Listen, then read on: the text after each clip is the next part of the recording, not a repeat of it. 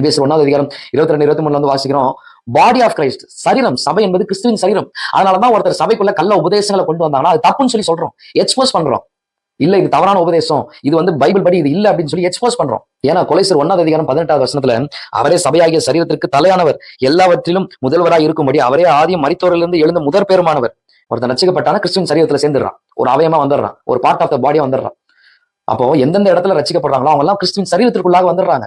1 கொரிந்தியர் 12:13 இப்படி சொல்லுது, நாம் யூதராயினும் கிரேக்கராயினும் அடிமைகளாயினும் சுயாதீனராயினும் எல்லாரும் ஒரே ஆவினாலே ஒரே சரீரத்திற்குள்ளாக ஞானஸ்நானம் பண்ணப்பட்டு எல்லாரும் ஒரே ஆவிக்குள்ளாக தாகம் தீர்க்கப்பட்டோம்.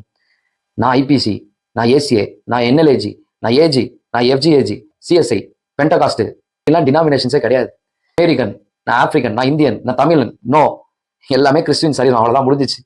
நீ தப்பு பண்ணியா தப்பு, ஆமா, தவறான உபதேசம், ஆமா தப்பு, அவ்வளவுதான் முடிஞ்சிச்சு. எக்ஸ்போஸ் பண்றதை என்ன பண்ணிடுறாங்கன்னா, குறை சொல்ற ஆவி இருக்குது உனக்குள்ள, இப்படிலாம் களை கட்டி விடுவாங்க. இவர்கள்லாம் ரட்சிக்கப்படாதவர்கள்.